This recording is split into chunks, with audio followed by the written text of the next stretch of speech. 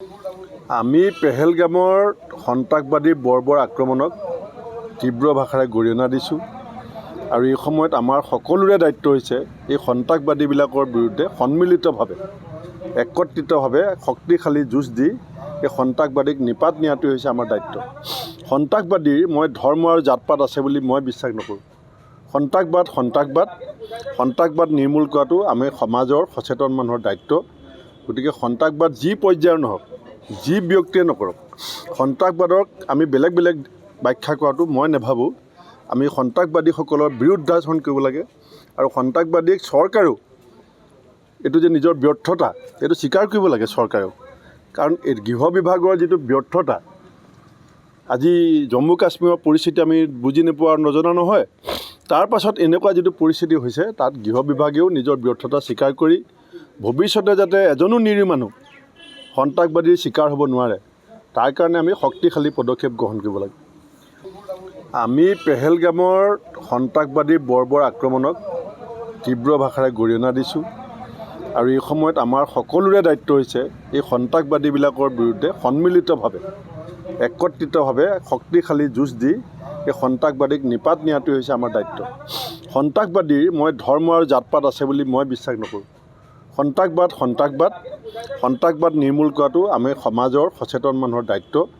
গতিকে সন্ত্ৰাসবাদ যি পৰ্যায়ৰ নহওক, যি ব্যক্তিয়ে নকৰক, সন্ত্ৰাসবাদক আমি বেলেগ বেলেগ ব্যাখ্যা কৰাটো মই নাভাবোঁ।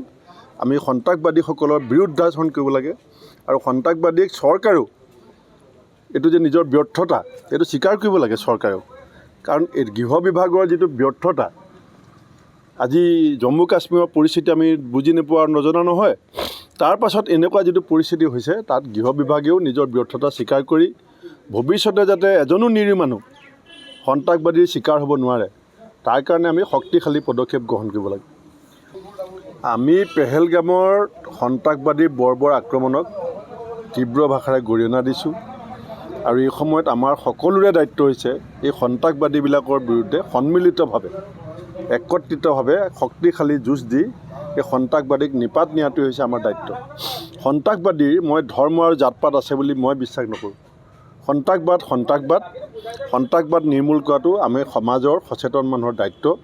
গতিকে সন্ত্ৰাসবাদ যি পৰ্যায়ৰ নহওক, যি ব্যক্তিয়ে নকৰক, সন্ত্ৰাসবাদক আমি বেলেগ বেলেগ ব্যাখ্যা কৰাটো মই নাভাবোঁ।